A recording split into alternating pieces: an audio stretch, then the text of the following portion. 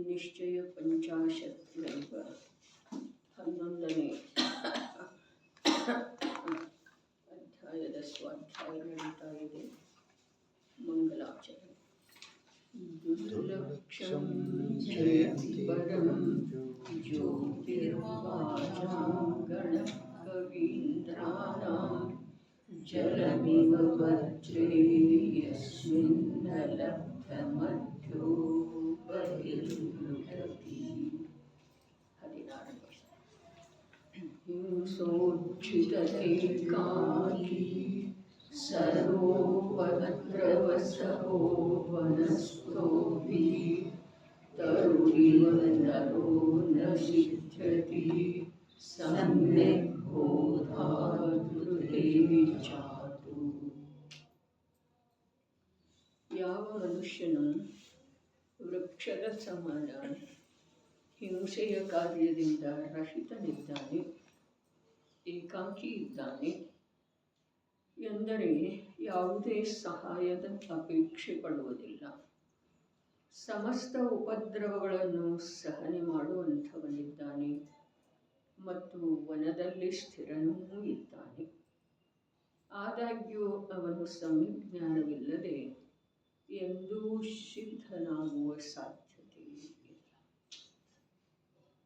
ಭಾವಾರ್ಥ: ಅರಣ್ಯದಲ್ಲಿ ಏಕಾಂಕಿಯಾಗಿ ನಿಂತುಕೊಂಡಿರುವ ವೃಕ್ಷವು ಚಳಿ ಮತ್ತು ಬಿಸಿಲು ಮೊದಲಾದವುಗಳ ಉಪದ್ರವಗಳನ್ನು ಸಹನೆ ಮಾಡುತ್ತದೆ.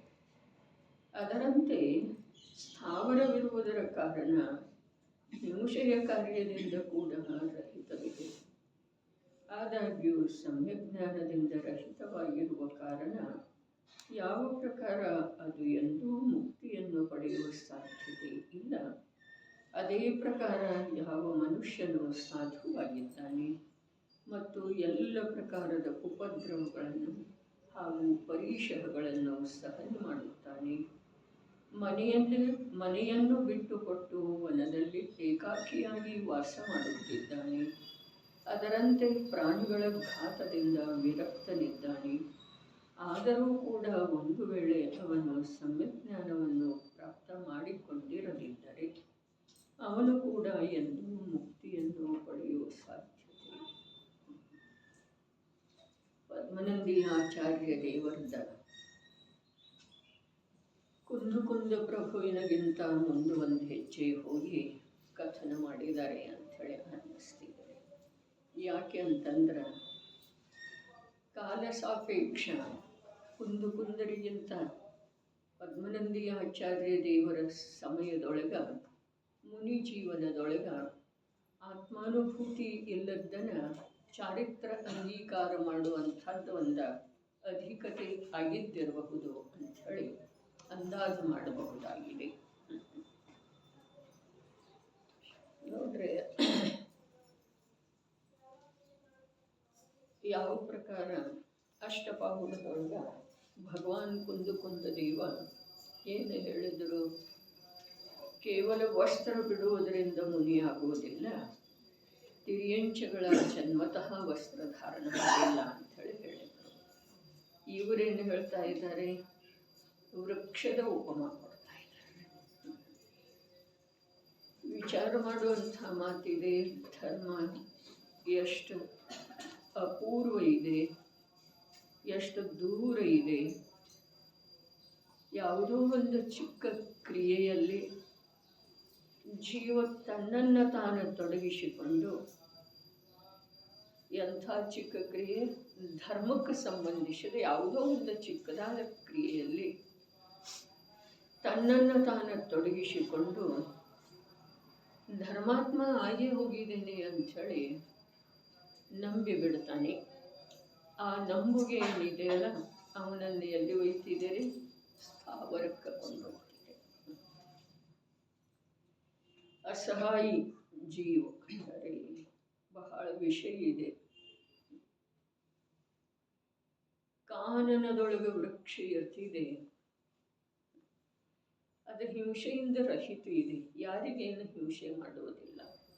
ಸಣ್ಣ ಒಂದು ತ್ರಸ ಕ್ರಿಮಿ ಕೂಡ ಸ್ವಲ್ಪ ಕಚ್ಚಬಹುದು, ಬಾಧೆ ಮಾಡಬಹುದು, ಗುಳುಗುಳು ಅನ್ನಬಹುದು. ಹೌದೇನೆ, ಮೈ ಮೇಲೆ ಓಡಾಡ್ತಾ ಇರೋ ಎಳೆಗಳು. ಆದರೆ ಆ ವೃಕ್ಷ ಏನು ಮಾಡ್ತಿದ್ದೀರಿ, ಈ ಯಾವುದೇ ಪ್ರಕಾರದಿಂದ ಹಿಂಸೆ ಮೊದಲಾದವುಗಳಿಂದ ಸಂಪೂರ್ಣ ರಹಿತ ಇದೆ. ಯಾರ ಸಹಾಯವನ್ನೂ ಬಯಸುವುದಿಲ್ಲ. ಯಾರಾದರೂ ಬಂದು ನನ್ನ ರಕ್ಷಣೆ ಮಾಡಲಿ, ಈ ಮಳೆ ಗಾಳಿ ಚಳಿಯಿಂದ ಭೀಕರವಾದಂಥ ಬಿರುಗಾಳಿಗೆ ಒಯ್ದಾಡ್ತಾ ಇರ್ತಿದೆಯಲ್ಲ, ಅವಾಗೇನು ಯಾರ ಸಹಾಯವನ್ನು ಬಯಸ್ತಿದೆ?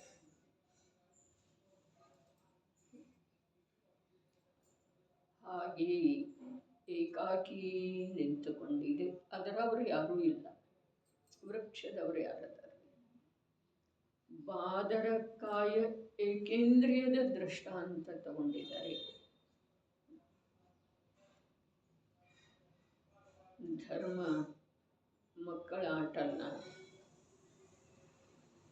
ಅದರ ಆಟದ ವಸ್ತು ಅಂತೂ ಅಲ್ಲವೇ ಅಲ್ಲ. ಇಷ್ಟು ದೀರ್ಘ ಸ್ವಾಧ್ಯಾಯದಿಂದ, ಜಿನವಾಣಿಯ ಸಂಯೋಗದಿಂದ ನಮಗೆ ಲಕ್ಷ್ಯಕ್ಕೆ ಬರಬೇಕು. ನಮ್ಮ ಪ್ರತಿಯೊಂದು ಪ್ರವೃತ್ತಿ ಯಾವುದು ಲೋಕದ ಜನರುಗಳ ಧರ್ಮ ಅಂತೇಳಿ ಹೇಳ್ತಾರೆ, ಆ ಪ್ರತಿಯೊಂದು ಪ್ರವೃತ್ತಿಯೊಳಗ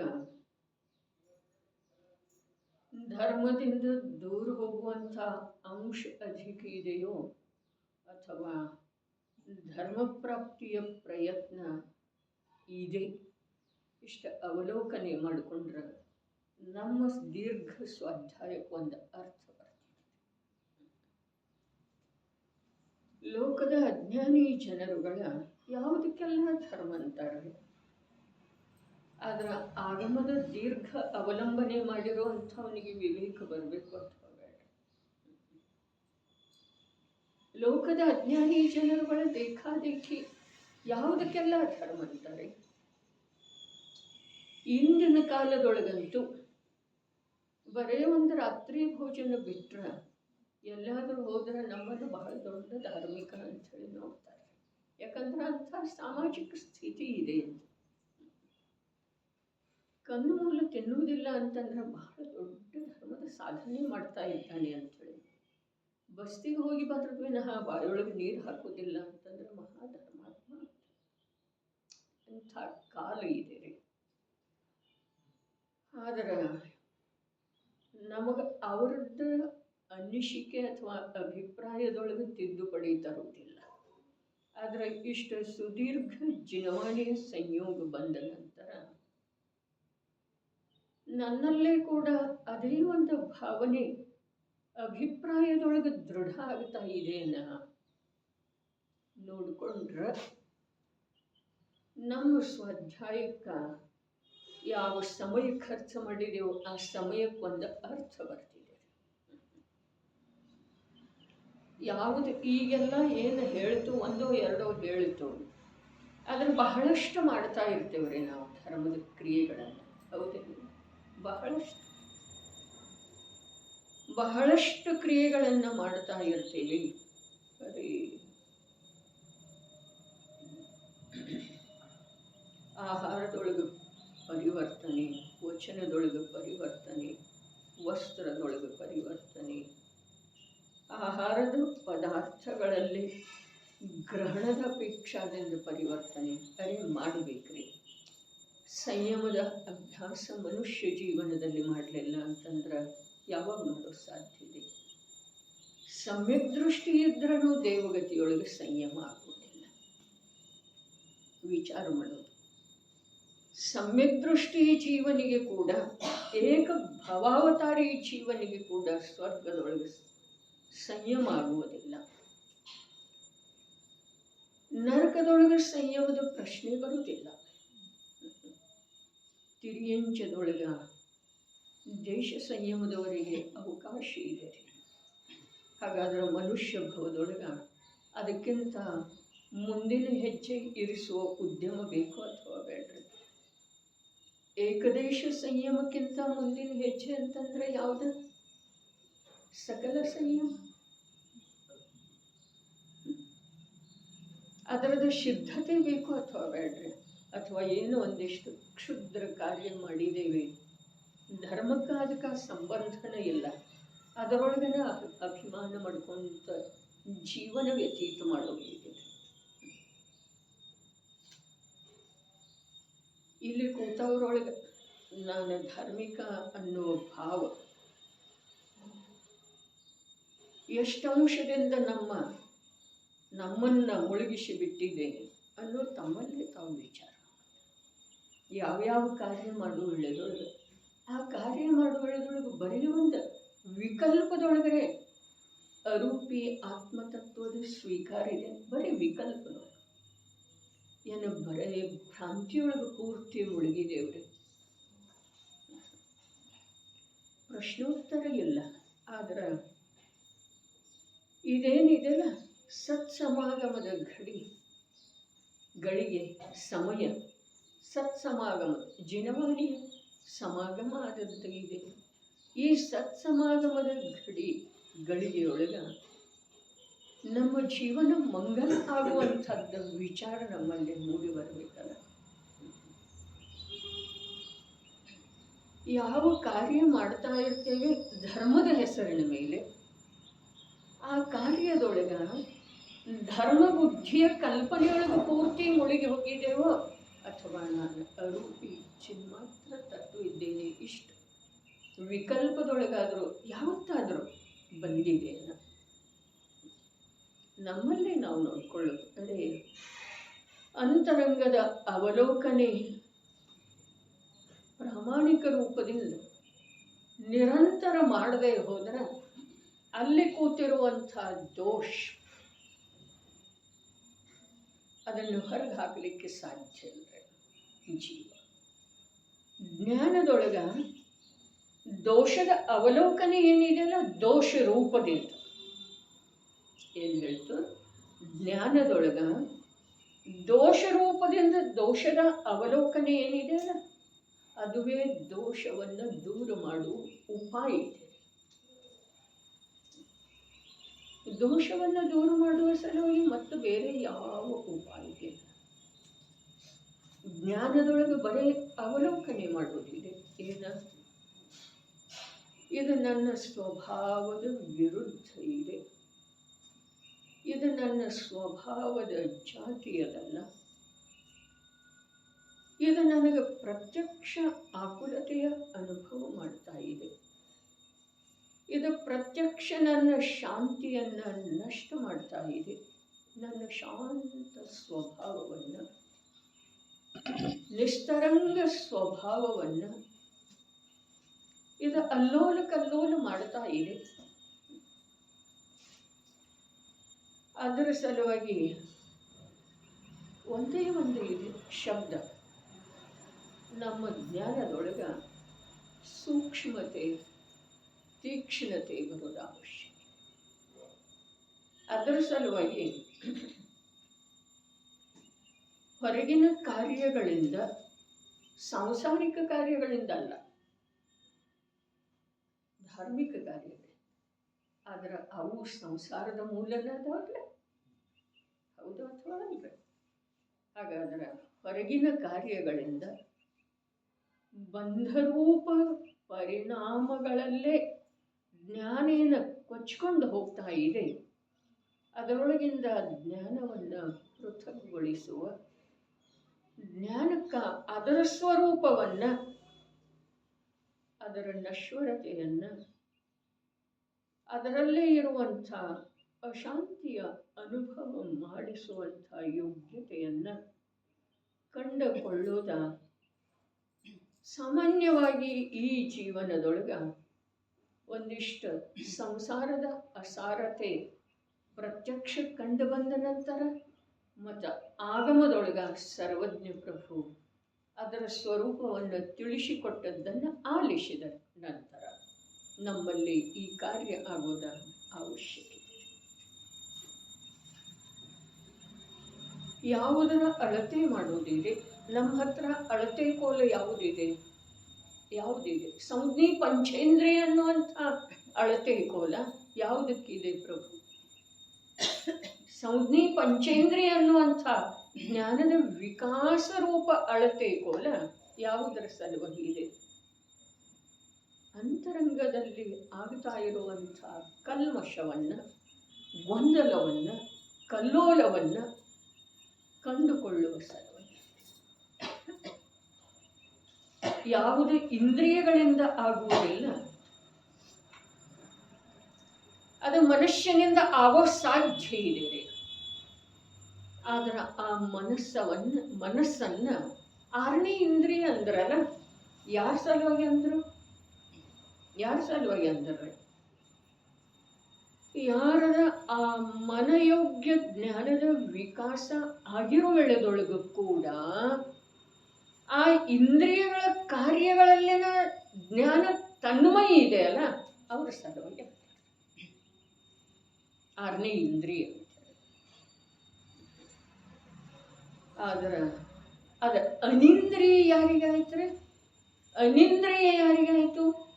ಯಾವ ವಿಕಸಿತಗೊಂಡಿರುವಂಥ ಜ್ಞಾನ, 5 ಇಂದ್ರಿಯಕ್ಕಿಂತ ಅಧಿಕ ವಿಕಾಸಗೊಂಡಿರುವಂಥ ಜ್ಞಾನ ಇಂದ್ರಿಯದ ಬೆನ್ನ ಹತ್ತದ್ದನ, ಇಂದ್ರಿಯಗಳ ಅನುಸರಣೆ ಮಾಡದ್ದನ, ಅತೀಂದ್ರಿಯ ವಿಷಯದ ಕಡೆಗೆ ಪ್ರವೃತ್ತಾಗ್ತಿದೆಯೋ ಜ್ಞಾನ, ಆ ಜ್ಞಾನಕ್ಕೆ ಅನಿಂದ್ರಿಯ ಅಂತ. ಅದು ಒಂದು ಅಪೇಕ್ಷಾದಿಂದ ಮನುಷ್ಯಗೆ ಸಂಕೇತ ಇದೆ. 2 ಹೆಸರ, ಒಂದು 6ನೇ ಇಂದ್ರಿಯ, ಒಂದು ಅನಿಂದ್ರಿಯ. ತಿಳ್ಕೊಳ್ಳೋದು ಪ್ರಭು, ಈ ಜೀವನದೊಳಗೆ 40-50 ವರ್ಷಗಳಲ್ಲಿ ಅಥವಾ 60 ಯಾರು ಎಷ್ಟಾಗಿದ್ದಾವ ಅಷ್ಟು ವರ್ಷಗಳಲ್ಲಿ ಪಂಚೇಂದ್ರಿಯ ಭೋಗ ಅಸಾರ ಇದೆ, ದುಃಖರೂಪ ದಾಹವನ್ನು ಹೆಚ್ಚಿಸುವಂಥದ್ದಿದೆ. ಇಷ್ಟು ಕಂಡು ಬರಲಿಲ್ಲ, ನಿರ್ಣಯ ಆಗಲಿಲ್ಲ ಎನ್ನು. ಮತ್ತು ಅದರಲ್ಲೇನ ಮೈ ಮರೆಯೋದಿದೆ, ಮುಳುಗಿ ಹೋಗೋದಿದೆ, ಕಳೆದು ಹೋಗೋದಿದೆ. ಹೇಳ್ರಿ ನೋಡೋಣ, ಏನು ಹೇಳ್ತಾ ಇದ್ದಾರೆ ಇಲ್ಲಿ? ಆಚಾರ್ಯ ಪ್ರಭು ಹೇಳ್ತಾ ಇದ್ದಾರೆ, ಶ್ರಾವಕನಿಗೆ ಹೇಳ್ತಾ ಇದ್ದಾರೆ. ನಾವು ಯಾವ ಶ್ರೇಣಿಯೊಳಗ? ಆಚಾರ್ಯ ಪ್ರಭುವಿನ ವಚನವನ್ನು ಕೇಳುವ ಶ್ರೇಣಿಯೊಳಗರೆ ಅದೇವೇ ನಿಲ್ರಿ, ಕೇಳುವ ಶ್ರೇಣಿಯೊಳಗರೆ ಅದೇವೇ ನಿಲ್ರಿ. ನಾವು ಮುನಿ ಶ್ರೇಣಿಯೊಳಗಿಲ್ಲ, ಶ್ರಾವಕನ ಶ್ರೇಣಿಯೊಳಗಿಲ್ಲ, ಹೋಗಲಿ ಕೇಳುವ ಶ್ರೇಣಿಯೊಳಗಿದ್ದೇವೋ ಅಥವಾ ಇಲ್ರಿ? ಕರ್ಣೇಂದ್ರಿಯ ಪ್ರಾಪ್ತಿ ಇದೆಯೋ ಅಥವಾ ಇಲ್ಲ? ಕೇಳಿದ ನಂತರ ವಿಚಾರ ಮಾಡುವ ಯೋಗ್ಯತೆ ಇದ್ದವರು ಅದೇವೋ ಅಥವಾ ಇಲ್ರಿ? ಮನಸ್ಸಿನ ಪ್ರಾಪ್ತಿ ಇದೆಯೋ ಅಥವಾ ಇಲ್ಲ? ಏನು ಹೇಳ್ತಾ ಇದ್ದಾರೆ? ವನದೊಳಗಿನ ವೃಕ್ಷ, ಅರೆ ಯಾರನ್ನ ಯಾರ ಜೊತೆಗೆ ಹೋಲಿಸಿದರು ಅನ್ನೋದು ಒಂದಿಷ್ಟು ಕಣ್ಣು ಬಿಟ್ಟು ನೋಡ್ಬೇಕ್ರಿ. ದಿಗಂಬರ ಮುನಿಯನ್ನ ಅರೆ ಸರ್ವಸಂಗತಿಯಾಗಿ ದೇಹದ ಮಮತೆ ಬಿಟ್ಟಿದ್ದಾನೆ ಪ್ರಭು, ದೇಹದ ಮಮತೆ ಬಿಟ್ಟಿದ್ದಾನೆ, ಉಪದ್ರವ ಉಪಸರ್ಗಗಳನ್ನು ಸಹನೆ ಮಾಡ್ತಾ ಇದ್ದಾನೆ. ಅಂಥವನನ್ನ ಯಾರ ಜೊತೆಗೆ ಹೋಲಿಸಿದ್ರು? ಏಕೇಂದ್ರಿಯ ವೃಕ್ಷ ಬಾದರ ಬಾದರ ಏಕೇಂದ್ರಿಯ ಜೊತೆಗೆ ಹೋಲಿಸಿದರು.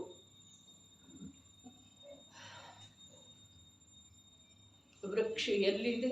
ವನದೊಳಗಿದೆ, ಏಕಾಕಿ ಇದೆ, ಅದರವರು ಯಾರೂ ಇಲ್ಲ, ಅದು ಯಾರ ಜೊತೆಗೆ ಸಂಬಂಧ ಮಾಡೋದಿಲ್ಲ. ಎಂಥದೇ ಕಷ್ಟದೊಳಗೆ ವಿಜಯಭಾಯಿ ಯಾರ ಸಹಾಯವನ್ನು ಬಯಸುವುದಿಲ್ಲ. ಮಳೆ ಬೀಳ್ತಾ ಇರೋದನ್ನ ಸಾಕು, ನಿಲ್ಲಿಸಪ್ಪ ಇನ್ನ ಅಂಥೇಳಿ ಅನ್ನೋದಿಲ್ಲ. ಎಷ್ಟು ಬಿಸಿಲ, ನನ್ನ ಮೇಲೆ ಸ್ವಲ್ಪ ಕೂಡ ನಿನಗೆ ಕರುಣೆ ಇಲ್ಲನ ಅಂಥೇಳಿ ಸೂರ್ಯನ ಕಡೆ ಮುಖ ಮಾಡಿ ಹೇಳುವುದಿಲ್ಲ, ಹೇಳುವ ಸಾಮರ್ಥ್ಯ ಇಲ್ಲ. ಅದು ಒಂದು ಪಕ್ಷವೇ, ಆದರೆ ಅದು ಸಹನೆ ಮಾಡ್ತಾ ಇದೆ ಏನಿಲ್ಲ. ಕತ್ತರಿಸಿ ಹಾಕಿದ್ರನು, ಅದರ ರೆಂಬೆ ಕೊಂಬೆಗಳನ್ನು ಕತ್ತರಿಸಿ ಹಾಕಿದ್ರನು ಅದು ಯಾರ ಹತ್ರ ಫರ್ಯಾದ ಮಾಡ್ತಿದ್ದೀರಿ? ತಕರಾರು ಮಂಡನೆ ಯಾರ ಹತ್ರ ಮಾಡ್ತಿದ್ದೀರಿ? ನೋಡ್ರಿ, ಇಂಥ ಮನುಷ್ಯ ಭವ ಪಡೆದ ಈ ಜೀವ ಅನೇಕ ಬಾರಿ ಇನ್ನೊಬ್ಬರ ಬಾಣದ ಆಘಾತದಿಂದ ಸತ್ತು ಹೋಗಿದ್ದಾನೆ. ಅನೇಕ ಬಾರಿ. ಒಂದು ಸಲ ನಾವು ಹಿಂದೆ ದೃಷ್ಟಿ ಹರಿಸೋದು, ಸಾಮಾನ್ಯ ದೃಷ್ಟಿ, ಎಲ್ಲ ತಿಳ್ಕೊಳ್ಳೋ ಸಾಧ್ಯ ಇಲ್ಲ. ಭೋಗಿಸಿದ ದುಃಖವನ್ನೆಲ್ಲ ಅಳತೆಯೊಳಗೆ ದೃಷ್ಟಿಯೊಳಗೆ ತಂದುಕೊಳ್ಳೋ ಸಾಧ್ಯ ಇಲ್ಲ. ಇಂಥ ಮನುಷ್ಯ ಭವ ಪ್ರಾಪ್ತ ಮಾಡಿಕೊಂಡ ಸರ್ಪಾದಿ ವಿಷಜಂತುಗಳ ಮೂಲಕ ಎಷ್ಟು ಬಾರಿ ಮರಣ ಆಗಿಲ್ರಿ? ಪರ್ವತದಿಂದ ಉರುಳಿ ಬಿದ್ದ ಎಷ್ಟು ಬಾರಿ ಮರಣ ಆಗಿಲ್ಲ, ವೃಕ್ಷದಿಂದ ಉರುಳಿ ಬಿದ್ದ ಎಷ್ಟು ಬಾರಿ ಮರಣ ಆಗಿಲ್ಲ. ಈ ಜೀವನವನ್ನ ಶಾಶ್ವತ ಅಂತ ಹೇಳಿ ತಿಳ್ಕೊಂಡಿದ್ದೇವೆ. ಇನ್ನೊಬ್ಬರ ಕ್ರೋಧಕ್ಕೆ ಗುರಿಯಾಗಿ ಎಷ್ಟು ಬಾರಿ ಪ್ರಾಣ ಕಳ್ಕೊಂಡಿಲ್ಲ. ಮನುಷ್ಯ ಜೀವನದೊಳಗಡೆ ಮನುಷ್ಯ ಜೀವನದ ಮಾತು ಹೇಳ್ತಾ ಇದ್ದೇನೆ. ಅಂಚಳನ ರತ್ನಕರ್ಣ ಶ್ರಾವಕಾಚಾರ್ಯದ ಮಾತು ಸಿಕ್ಕಿತಂದ್ರೆ ಸಿಕ್ಕಿತು. ಏನ ಸಮ್ಯಕ್ ದರ್ಶನವು ಬಿಟ್ಟು ಹೋದ ನಂತರ ಅಸಂಖ್ಯ ಭವಗಳಲ್ಲಿ ಸತ್ಯ ಸಿದ್ಧಾಂತಗಳನ್ನು ತಿಳಿಯುವ ಸಮ್ಯಕ್ ಬುದ್ಧಿ ಆಗುವುದು.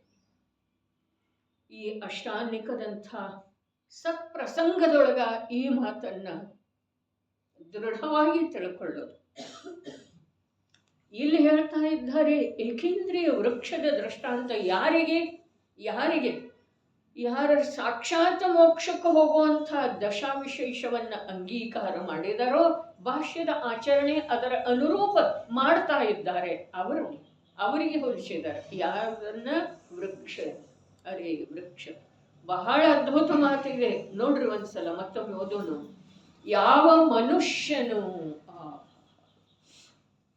ಮನುಷ್ಯ ಜೀವನವನ್ನ ಯಾವ್ಯಾವ ರೀತಿ ನಿರರ್ಥಕ ಮಾಡತಾನ್ರಿ, ಯಾರ್ಯಾರ ಜೊತೆ ಒಂದಾಗಿ ಯಾವ್ಯಾವ ಪ್ರಕಾರದ ಧರ್ಮಾತ್ಮನ ಅನುಭೂತಿ ಮಾಡ್ತಾನ್ರಿ. ನಾನು ಧರ್ಮಾತ್ಮ, ನಾನು ಬಹಳ ಮಾಡಿದ್ದೇನೆ. ಪ್ರತಿಯೊಬ್ಬರ ತಮ್ಮ ತಮ್ಮ ಅಂತರಂಗದೊಳಗ ಅವಲೋಕನೆ ಮಾಡೋದ, ತಾನು ಬಹಳ ಮಾಡಿದ್ದೇನೆ ಅಂತ ಹೇಳಿ ಉತ್ತರ ಬರ್ತಿದ್ದೀರಿ. ನಾನೇನು ಮಾಡಲಿಲ್ಲ ಅನ್ನೋದ ಯಾರ ಆಂತರ್ಯದೊಳಗಿಂದನೂ ಬರುವುದೇ ಇಲ್ಲ. ಯಾಕಂದ್ರೆ ಮಾಡಿ ಇದೆಯಲ್ಲ. ಆದರೆ ಅದೆಲ್ಲವೂ ಎಲ್ಲಿ ಹೋಯಿತು? ಸಂಸಾರದ ಶ್ರೇಣಿಯೊಳಗೆ ಹೋಯಿತು. ಭಜನೆ ಎನ್ನುವಂತೂ ಸಮಕಿತವಿಲ್ಲದೆ ನಿನ್ನಯ ವ್ರತವು ಜಪ ತಪ ಎಲ್ಲ ಯಾವುದಕ್ಕೆ ಕಾರಣದವು? ಸಂಸಾರ ವೃತ್ತಿ. ಜಪ ಮಾಡಿ ಸಂಸಾರ ಬೆಳೆಸ್ಕೊಳ್ಳೋದ, ತಪ ಮಾಡಿ ಸಂಸಾರ ಬೆಳೆಸ್ಕೊಳ್ಳೋದು. ತಪ ಯಾವುದಿದೆ? ಅರೆ ಇಂದ್ರಿಯ ವಿಷಯಗಳ ಕಡೆಗೆ ಹೋಗ್ತಾ ಇರುವಂಥ, ಧಾವಿಸ್ತಾ ಇರುವಂಥ ಉಪಯೋಗವನ್ನ ಆ ಕಡೆಯಿಂದ ನಿವೃತ್ತಗೊಳಿಸಿ, ಇಂದ್ರಿಯ ವಿಷಯಗಳ ಕಡೆಗೆ ಹೋಗ್ತಾ ಇರುವಂಥ ಉಪಯೋಗವನ್ನ ಆ ಕಡೆಯಿಂದ ನಿವೃತ್ತಗೊಳಿಸಿ, ಅತೀಂದ್ರಿಯಮಯನಾದಂಥ, ಅತೀಂದ್ರಿಯ ಸುಖದ ಸಾಗರನಾದಂಥ ನಿಜ ಅಂತಃ ತತ್ವದ ಕಡೆಗೆ ತೆಗೆದುಕೊಂಡು ಹೋಗುವುದ. ಅಲ್ಲಿ ಒಂದು ಕ್ಷಣ ಮಾತ್ರ ಆ ನಿರಾಕುಲ ಶಾಂತಿಯ ಆಸ್ವಾದ ಪಡೆಯೋದಿದೆಯಲ್ಲ, ಅದು ತಪ ಇದೆ. ಆಹಾರ ಬಿಟ್ಟು ಕೂಡಲೇ ನಮ್ಮನ್ನು ನಾವು ತಪಸ್ವಿನ ಅಂತ ಹೇಳಿ ತಿಳಿದೇವ್ರೆ.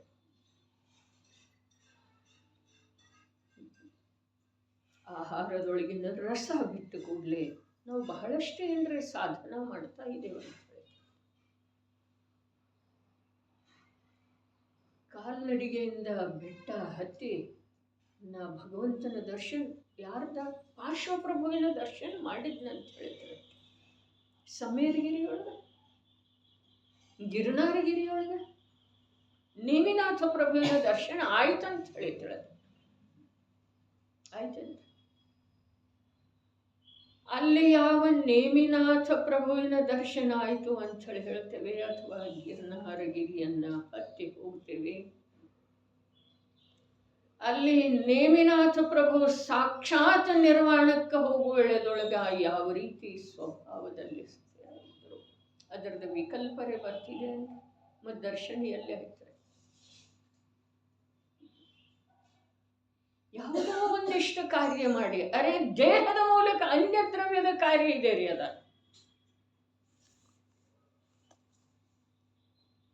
ಬರೀ ಆಹಾರ ತ್ಯಾಗದಿಂದ ಧರ್ಮ ಆಗುತ್ತಿತ್ತು, ತಪಸ್ಸಾಗುತ್ತಿತ್ತು, ನಿರ್ಜರೆ ಆಗ್ತಿತ್ತು.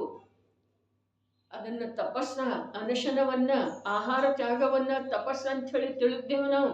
ಆಗಮದಲ್ಲೇ ಇದೆಯಲ್ಲ, ಏನಿದೆ?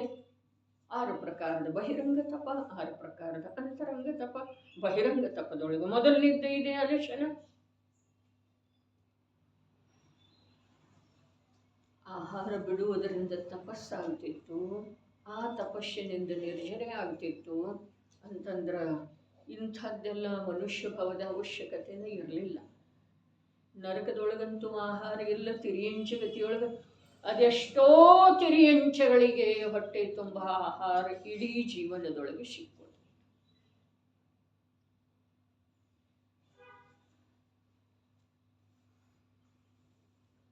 ಬಹಳ ಕಠಿಣ ಇದೆ ಧರ್ಮದ ಮಾತು.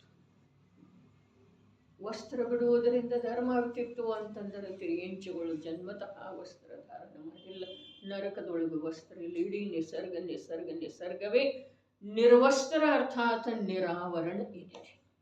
ಇಡೀ ನಿಸರ್ಗ ನಿರಾವರಣ ಇದೆ. ಕುಂದಾದ್ರಿ ದರ್ಶನದೊಳಗೆ ಬರುವುದಿಲ್ಲ, ಈ ಮನುಷ್ಯ ತನ್ನ ಪಾಪವನ್ನು ಬಚ್ಚಿಡುವ ಸಲುವಾಗಿ ಏನೋ ಅನ್ನುವಂತೆ ವಸ್ತ್ರ ಧಾರಣ ಮಾಡ್ತಾನೆ.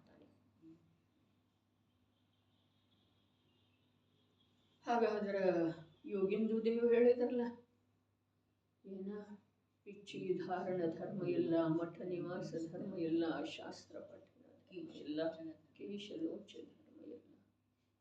ಎಲ್ಲ ಅಂತೇವೆ, ಎಲ್ಲ ಓದ್ತೇವೆ, ಎಲ್ಲ ಬುದ್ಧಿಯೊಳಗೆ ಗ್ರಹಣ ಮಾಡ್ತೇವೆ.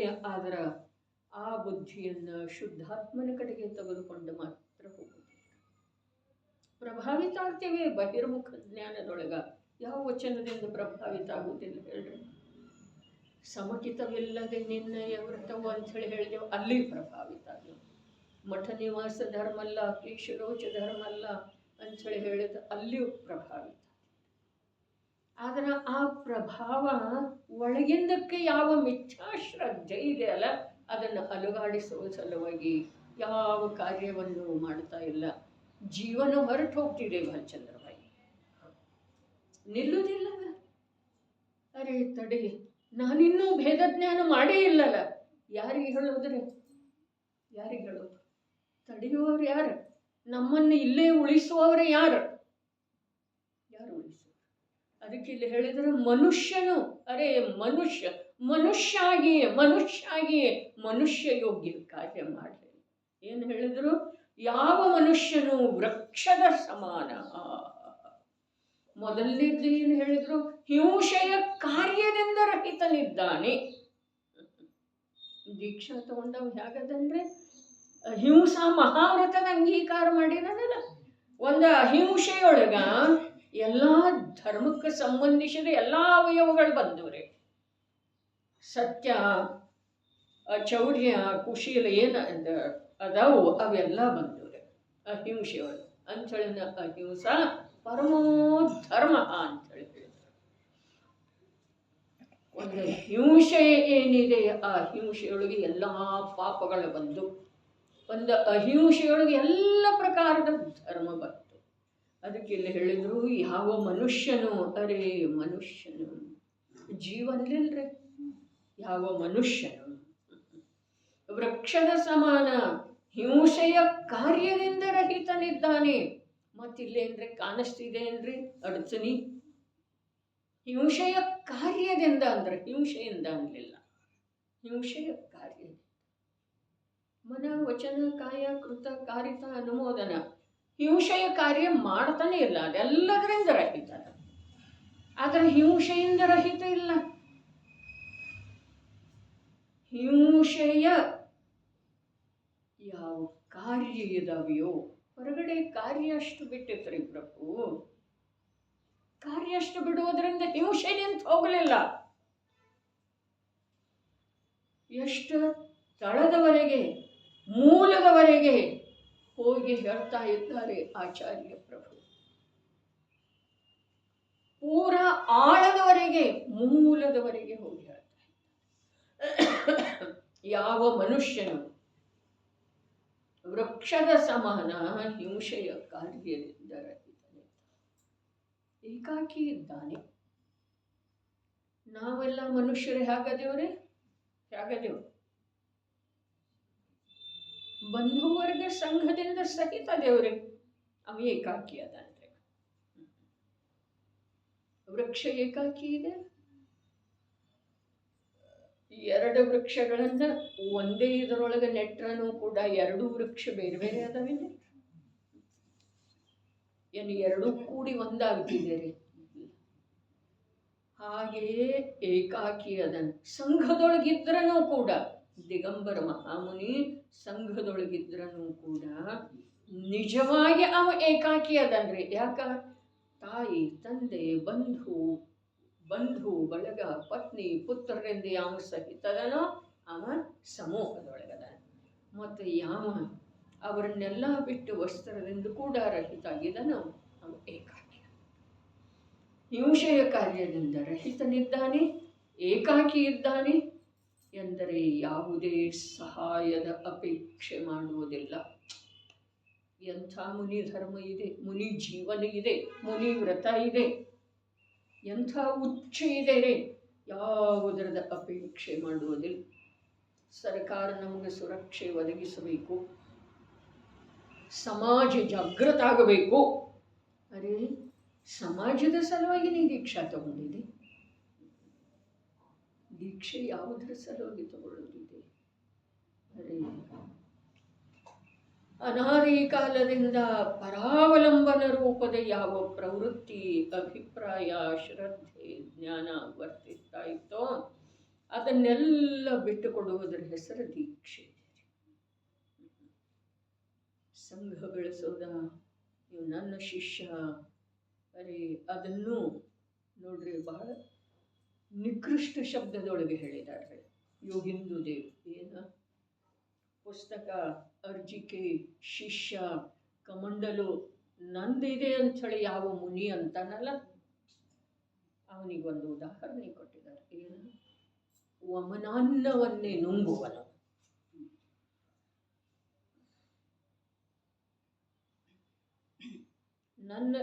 ನನ್ನ ಶಿಷ್ಯನ ಅರ್ಜಿಕೆ, ಶಿಷ್ಯ, ಕಮಂಡಲು, ಇದು ನನ್ನ ಶಾಸ್ತ್ರ. ಆ ಮುನಿ ವಮನಾನ್ನವನ್ನೇ ನುಂಗುವನು. ಎಲ್ಲ ಆಚಾರ್ಯರು ಹೇಳಿದ್ದಾರೆ. ನನ್ನ ಸುಖದ ನಿಜವಾದ ಮಾರ್ಗ ಯಾವುದು ಅನ್ನೋದನ್ನು ಎಲ್ಲ ಆಚಾರ್ಯರು ಎಲ್ಲ ದೃಷ್ಟಿಕೋನದಿಂದ ತಿಳಿಸಿಕೊಟ್ಟಿದ್ದಾರೆ. ನನಗೆ ಯಾವ ದೃಷ್ಟಾಂತದ ಮೂಲಕ ಅದರದ ಮನವರಿಕೆ ಆಗಬೇಕು, ಆ ದೃಷ್ಟಾಂತದ ಮೂಲಕ ನಾನು ಅದನ್ನು ಮನವರಿಕೆ ಮಾಡಿಕೊಳ್ಳುತ್ತಿದ್ದೆ. ಇಲ್ಲ ಎಲ್ಲಾರ್ದು ಕೇಳೋದ, ನಮಗೇನು ತಿಳಿತೈತಿ ಅದು ಮಾಡೋದ. ಐಕಾವೆ ಜನಾಚೆ ಕರಾವೆ. ಯಾಕೆ ಮರಾಠಿದವ್ರು ಮಾತಾಡ್ತಾ ಇಲ್ಲ?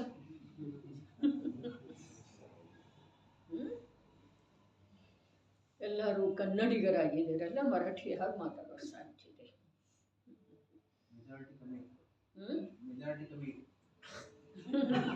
ಕಮ್ಮಿ ಇರಲಿ ಹೆಚ್ಚಿರಲಿ, ಅದು ಬಿಟ್ಟಿದ್ದಾರೆ ಭಾಷಾಮ್ಲೇಚ್ಛತೆಯನ್ನು. ನಮ್ದು ನಿಜವಾಗಿ ಅಂತರಂಗದೊಳಗೆ ಅಭಿಪ್ರಾಯ ಹಾಗೇ ಇದೆ ರೀ. ಆ ವಿದ್ವಾಂಸನನ್ನು ಕೇಳೋದು, ಈ ವಿದ್ವಾಂಸನನ್ನು ಕೇಳೋದು, ಈ ಮುನಿದನ್ನು ಕೇಳೋದು, ಆ ಸಹಪಾಠಿದ್ದನ್ನು ಕೇಳೋದು, ಈ ಗ್ರಂಥನೂ ಓದೋದು, ಆ ಗ್ರಂಥನೂ ಓದೋದು, ಶಿಖರ್ಜಿಗೆನೂ ಹೋಗೋದು, ಅಯೋಧ್ಯಕನೂ ಹೋಗೋದು. ಯಾರಿಗಿಲ್ಲ ಭಾವ, ಯಾರು ಹೋಗಿಲ್ಲ. ನಾನು ಯಾರನ್ನೂ ಕೇಳ್ತಾ ಇಲ್ಲ, ನನಗದರ ಅವಶ್ಯಕತೆ ಇಲ್ಲ. ಆದರೆ ಎಲ್ಲಿಯೋ ಕೇಳಿ ಬಂದಂತೆ ಇದೆ. ಯಾವುದರ ಸಲುವಾಗಿ ಹೋಗೋದಿದೆ? ಶಿಖರ್ಜಿಗೆ ಯಾವುದರ ಸಲುವಾಗಿ ಹೋಗೋದಿದೆ? ನಾನು ಹೋಗಬಾರ್ದು ಅನ್ನೋ ಅಭಿಪ್ರಾಯ ಇಲ್ಲ. ಆದರೆ ಆ ಹೋದ ನಂತರ ಇನ್ನೊಂದು ಯಾವುದು ನಮಗೆ ಸಂಬಂಧಿಸಿದ್ದಲ್ಲ, ಯಾವುದು ನನಗೆ ಸಂಬಂಧಿಸಿದ್ದಲ್ಲ, ನನಗೆ ಸ್ವಲ್ಪ ಕೂಡ ಉಪಯೋಗ ಅಲ್ಲ, ನನ್ನ ಸ್ಥಾನಕ್ಕೆ ಕಲಂಕವನ್ನು ಮಾಡುವಂಥದ್ದು ಇದೆ, ಉಂಟು ಮಾಡುವಂಥದ್ದು. ನನಗೆ ಆಕುಲತೆಯನ್ನು, ದುಃಖವನ್ನು, ಬಾಹ್ಯದ ಒಂದು ಮಹಿಮೆಯನ್ನು ತಂದು ಕೊಡುವಂಥದ್ದಿದೆ. ಅಂತರಂಗದ ಮಹಿಮೆ ಬರುವ ಸಲುವಾಗಿ ಸಂವೇದಗಿರಿಗೆ ಹೋಗೋದಿದೆ ರೀ. ಅಲ್ಲಿ ಹೋದ ನಂತರ ಕೂಡ ಬಾಹ್ಯದನ್ನ ಮಹಿಮೆ ಬಂತು ಅಂತಂದ್ರೆ ಸಂವೇದಗಿರಿ ಕೂಡ ನಿಜವಾಗಿ ಏನಾಯ್ತು? ಕುತೀರ್ಥದಲ್ಲಿ ಭ್ರಮಣ ಆಯ್ತು ರೀ. ತೀರ್ಥದೊಳಗೆ ಭ್ರಮಣ ಯಾತಕ್ಕೆ ಮಾಡುತ್ತೆ ಅಂತ ಹೇಳಿ ಜ್ಞಾನಿಗಳ ಹೇಳು ವೇಳೆದೊಳಗ ಕುತೀರ್ಥದೊಳಗೆ ಭ್ರಮಣ ಯಾಕೆ ಮಾಡೋದ್ರಿ? ಪಂಚಮ ಕಾಲ ಇದ್ರೂ ಕೂಡ ಸಂಜ್ಞಿತನದೊಳಗೆ ಏನಾದರೂ ನ್ಯೂನತೆ ಇದೆ ಅಂತ ಹೇಳ್ರಿ, ಒಂದು ಸಲ ನಿರ್ಣಯ ಮಾಡ್ರಿ. ಕಾಲ ಪಂಚೇಂದ್ರಿಯ ಇದ್ರೂ ಕೂಡ, ಸಂವಹನ ಹೀನ ಇದ್ರೂ ಕೂಡ ಸಂಜ್ಞಿತನದೊಳಗೆ ಏನಾದರೂ ನ್ಯೂನತೆ ಇದೆಯೇನ? ಹಾಗಾದ್ರೆ ವಿಚಾರ ಯಾಕೆ ಮಾಡ್ತಾ ಇಲ್ಲ? ಮಾಡೋದು ಅವಶ್ಯಕ ಇದೆ. ಮನೆಯಲ್ಲಿದ್ದರೆ ಕಾರ್ಯ ಆಗ್ತಿದೆ ಅಂಥೇಳಿ ನಾನು ಹೇಳುವುದಿಲ್ಲ. ಆದರೆ ತಮ್ಮ ಪರಿಣಾಮದೊಳಗೆ ಆಕುಲತೆಯ ವೃದ್ಧಿ ಯಾವುದರಿಂದ ಆಗ್ತಿದೆಯೋ ಆ ಕಾರ್ಯಗಳನ್ನು ಬುದ್ಧಿಪೂರ್ವಕ ಬಿಟ್ಟುಕೊಡ್ಬೇಕು.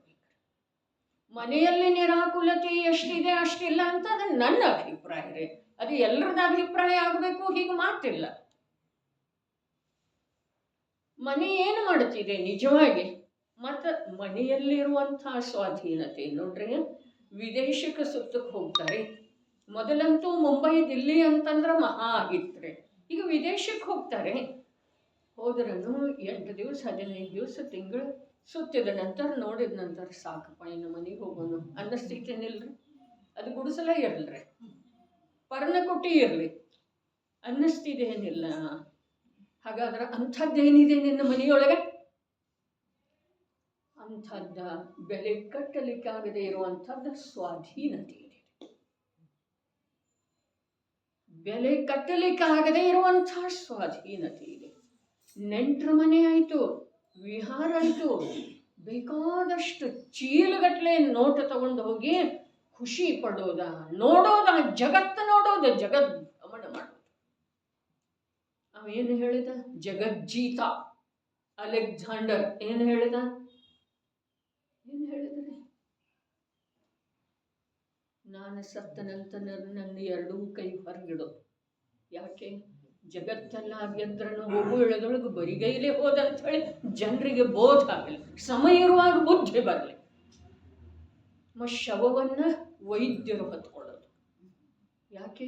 ಯಾವ ವೈದ್ಯರು ಕೂಡ, ಎಷ್ಟೋ ತಜ್ಞರು ಕೂಡ ಆಯು ತೀರಿದ ನಂತರ ಬದುಕಿಸಿಕೊಳ್ಳೋದು ಉಳಿಸಿಕೊಳ್ಳೋದು ಸಾಧ್ಯ.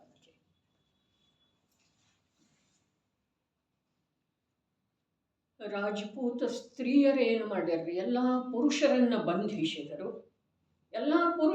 ಬಂಧಿಸಿದರು, ಕಿಲ್ಲೆಗೆ ಮುತ್ತಿಗೆ ಹಾಕಿದರು.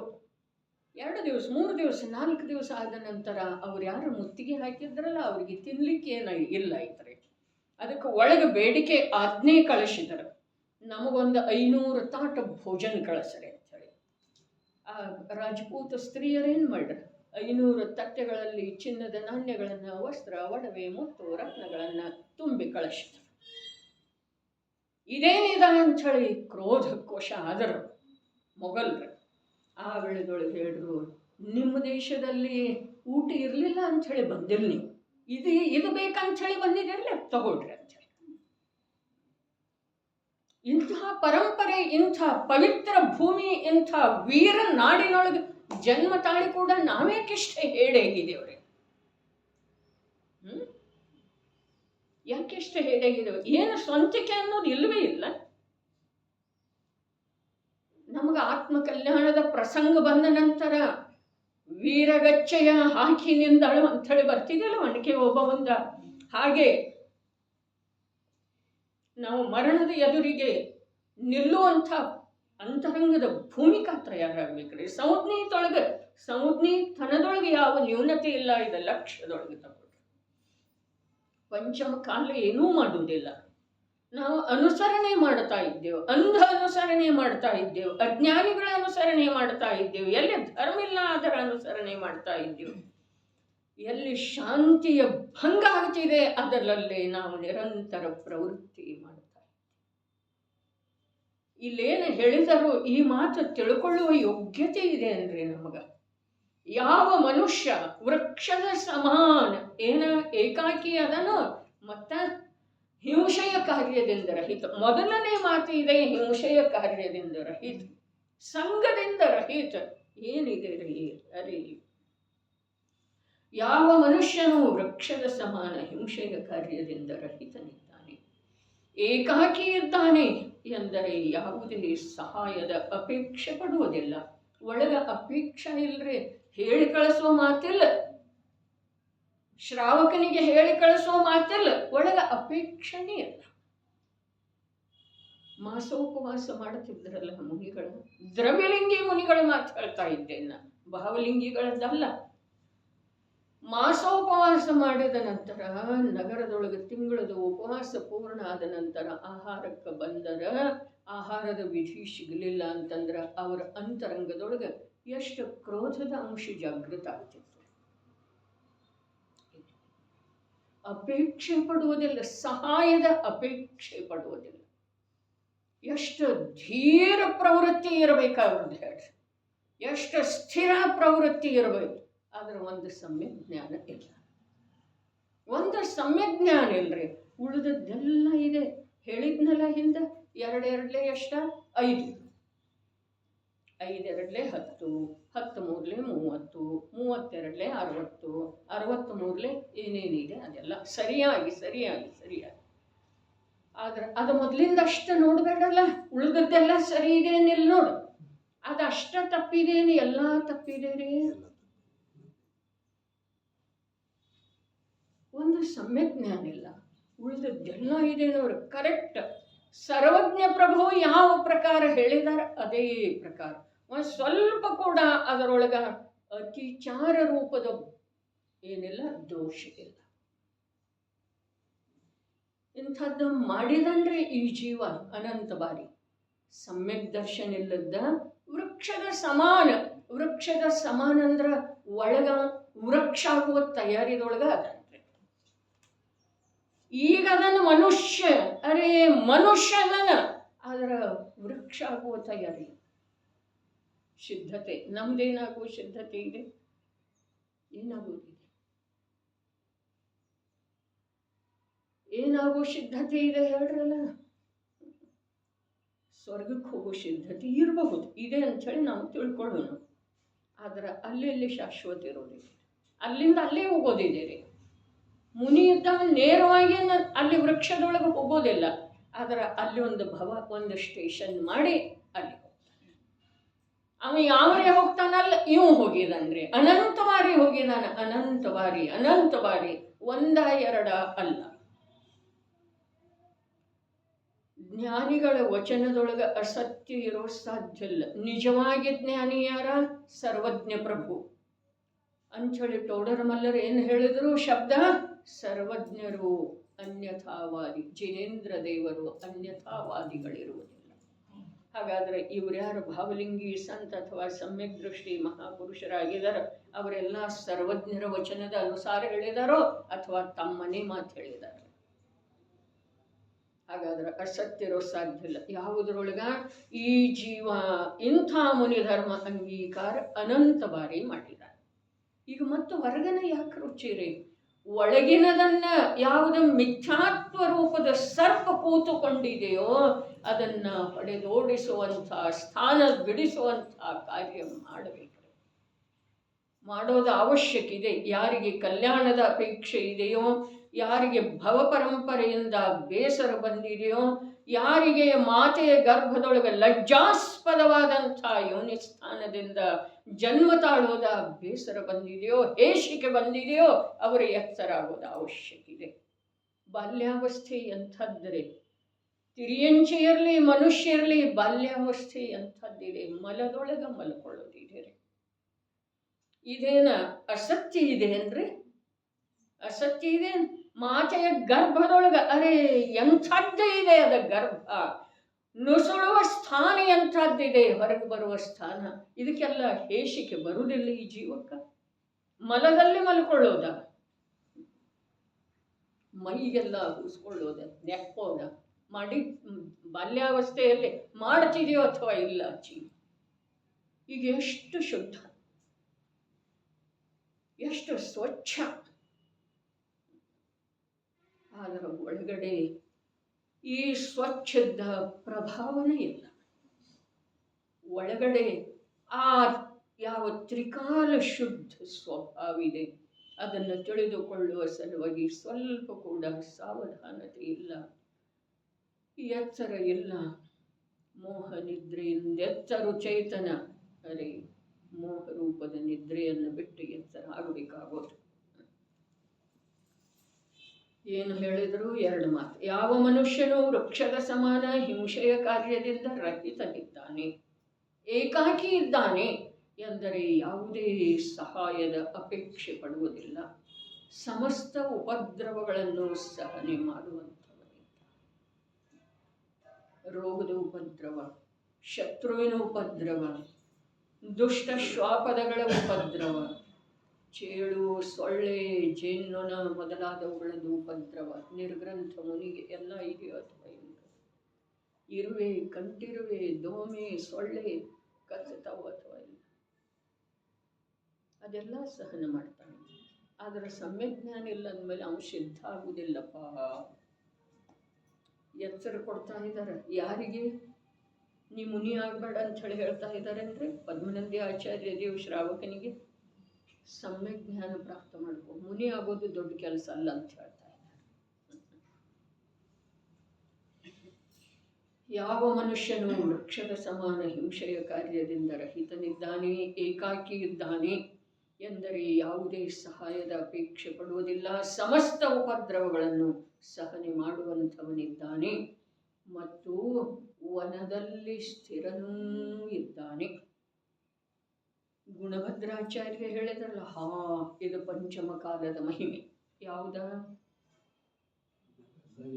ಇಡೀ ದಿವಸ ಘೋರ ಕಾನನದೊಳಗೆ ವಾಸ ಮಾಡ್ತಾ ಇದ್ದಾರೆ ದಿಗಂಬರ ಮುನಿಗಳ. ಸಾಯಂಕಾಲ ಆಗ್ತಾ ಇದ್ದ ಹಾಗೆ ನಗರದ ಸಮೀಪ ಬಂದು ವಾಸ ಮಾಡ್ತಾ ಇದ್ದಾರೆ. ಓಹೋ, ಕಷ್ಟ. ಇದು ಪಂಚಮ ಕಾಲದ ಮಹಿಮೆ ಅಂತ ಹೇಳಿ. ಆದರೆ ಗುಣಭದ್ರಾಚಾರ್ಯಗಿಂತ ಮೊದಲಾಗಿರುವಂತಹ ಪದ್ಮನಂದಿ ಆಚಾರ್ಯ ಹೇಳಿದ್ರು, ವನದೊಳಗೆ ಸ್ಥಿರನೂ ಇದೆ. ಅಂದ್ರೆ ಎಲ್ಲಿ? ಘೋರ ಕಾನನದೊಳಗೆ. ಭಯ ಪಡುವುದಿಲ್ಲ.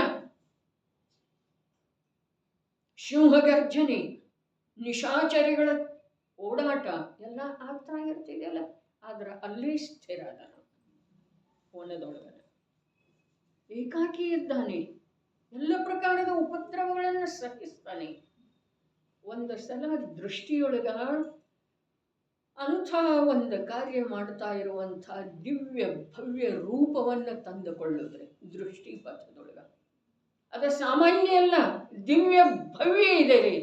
ಒಳಗಡೆ ಸಮ್ಯಜ್ಞಾನ ಇಲ್ಲ, ಇದನ್ನು ನಂತರ ನೋಡಿದರಾಯಿತು. ಆದರೆ ಅದು ಹೊರಗಿಂದ ಇದೆಯಲ್ಲ, ಅದು ಸಾಮಾನ್ಯ ಹೇಳಿಗಳ ಕಡೆಯಿಂದ ಆಗುವಂಥದ್ದಲ್ಲ. ಮಹಾನ್ ಶೂರ ವೀರತೆ ಬೇಕ್ರೆ ಅದಕ್ಕೆ. ಯಾವುದಕ್ಕೆ? ವನದೊಳಗೆ ಏಕಾಕಿ ಇರುವ ಸಲುವಾಗಿ, ಪರದ ಸಹಾಯವನ್ನು ಬಯಸದೇ ಇರುವ ಸಲುವಾಗಿ, ಎಲ್ಲ ಪ್ರಕಾರದ ಉಪದ್ರವಗಳನ್ನು ಸಹಿಸುವ ಸಲುವಾಗಿ, ಹಿಂಸೆಯಿಂದ ರಹಿತ ಇರುವ ಸಲುವಾಗಿ. ಹಿಂಸೆಯ ಕಾರ್ಯದಿಂದ ರಹಿತ ಇರುವ ಸಲುವಾಗಿ. ಅರೆ, ಹತ್ತಿ ಬರ್ತಾ ಇದೆ, ಅದೇನ ಚೇಳನ್ ಮರಿ ಪದ್ಮಾಸನದಲ್ಲಿ ಕೂತಿದ್ದಾರೆ, ಕಾಲ ಮೇಲೆ ಹತ್ತಿ ಬರ್ತಾ ಇದೆ, ನೋಡ್ತಾರೆ, ಅದನ್ನು ಹೀಗೆ ತೆಗೆದು ಹೀಗೆ ಇಡ್ತಾರೆ ಅಂದ್ರೆ ಅದಕ್ಕೆ ಬಾಧೆ ಆಗದೇ ಇರುವ ಹಾಗೆ ಇಲ್ಲ. ಹಾಗಾದ್ರೆ ಅಂತಹ ದಿವ್ಯ ಭವ್ಯ ಧೀರ ವೀರ ರೂಪ ಒಂದು ಸಲ ದೃಷ್ಟಿ ಪಥದೊಳಗೆ ಬರಬೇಕು.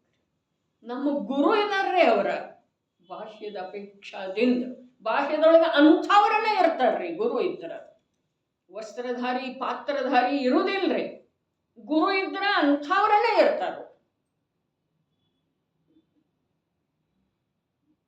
ಹಾಗಾದ್ರೆ ಅಂಥ ಗುರುಗಳನ್ನ ಗುರು ಅಂಥೇಳಿ ಸ್ವೀಕಾರ ಮಾಡುವ ಪರಂಪರೆಯೊಳಗೆ ಜನ್ಮ ಆದ ನಂತರ ಆಂತರ್ಯದ ಮಾರ್ಗದ ಪರಿಚಯ ಮಾಡಿಕೊಳ್ಳೋದು ಒಂದೇ ಒಂದು ಕರ್ತವ್ಯ.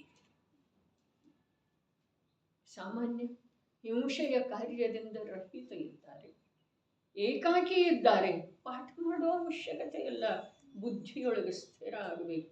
ಎಂಥವ್ರಿದ್ದಾರೆ? ಅಥವಾ ಮೋಕ್ಷ ಪ್ರಾಪ್ತ ಆಗಬೇಕಾದ್ರೆ ಬಾಹ್ಯದ ರೂಪ ಎಂಥದ್ದಿರಬೇಕಾಗೋದು. ಸಿದ್ಧ ಆಗಬೇಕಾದ್ರೆ ಬಾಹ್ಯದ ರೂಪ ಎಂಥದ್ದಿರಬೇಕಾಗೋದು. ಅಂತರಂಗದ ಆಮೇಲೆ ನೋಡಿದ್ರೆ ಆಯ್ತು. ಮೊದಲ ಅಂತರಂಗದ್ದನ್ನು ನೋಡೋದಿದೆ, ಇರಲಿ. ಆದರೆ ನಾವು ಬಹಿರ್ಮುಖ ದೃಷ್ಟಿಯುಳ್ಳವರದೇವಲ್ಲ, ಒಂದು ಸ್ವಲ್ಪ ಅನಾನುಕೂಲತೆ. ಶಿಖರ್ಜಿಯೊಳಗ ಸ್ವತಂತ್ರ ರೂಮು ಸಿಗಲಿಲ್ಲ.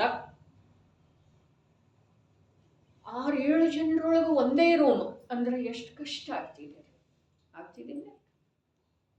ಹೋದ್ರೆ ಹೋಗಲು ದುಡ್ಡು ಎಂಥದ್ದು ಬೇಕು? ಡಿಲಕ್ಸ್, ಸೂಪರ್ ಡಿಲಕ್ಸ್ ಕೋಣೆಗಳು ಬೇಕು. ಹೌದೇನೆ? ದುಡ್ಡು ಹೋದ್ರೆ ಹೋಗ್ಲಿ,